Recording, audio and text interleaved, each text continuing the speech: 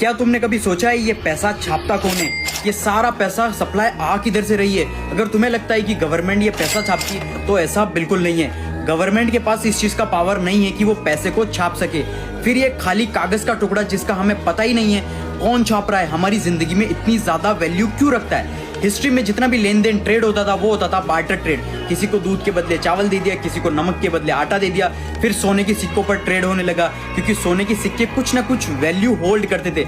लेकिन ये कागज का टुकड़ा जिसका हमें कुछ पता ही नहीं है, इसे छाप कौन रहा है और किस बेसिस पर छाप रहा है? पूरी दुनिया में 315 यूएस ट्रिलियन डॉलर डेट के अंडर है, लेकिन हमको ये 315 ट्रिलियन डॉलर देने किसको है? ये एक अमीर आदमी अपने टैक्स बचाने के लिए अपना सारी जिंदगी उधार के पैसे पे गुजारते हैं। यहाँ पर मैं छोटे मोटे इंस्टाग्राम पर पैसे दिखाते हैं उन अमीरों की बात नहीं कर रहा हूँ, मैं बात कर रहा हूँ टॉप एलिट्स की, जो अल्ट्रा बिलियनर्स हैं, जो हर सेकंड हजारों करोड़ों कमाते हैं। ये बिलियनर्स क्या करते हैं? अपनी कंपनीज के शेयर्स को बैंक्स के पास रखते हैं, एज ए कोलेटरल रखवाते हैं, करोड़ रुपए का लोन लेते हैं, लोन को वापस पे करने के लिए फिर से लोन लेते हैं और ये पूरा लूप होल तब तक चलता रहता है जब तक ये अमीर मर नहीं जाएंगे। इन सारी बातों का बैंक्स को भी अच्छे से पता है, ये पैसा हमें नहीं मिलने वाला, लेकिन फिर भी वो लोग इन लोगों को लोन्स देते ही रहते हैं। बैंक्स के पास रियलिटी में इतना सारा पैसा होता ही नहीं। बैंक्स के पास बस 5 से 10% फिजिकल कैश होता है, बाकी सारा का सारा पैसा डिजिटल कैश है। मतलब वो सिर्फ कंप्यूटर में कुछ टाइप करते हैं और कंप्यूटर के अंदर नंबर शो हो जाते हैं। इस चीज को हम फाइनेंस में हम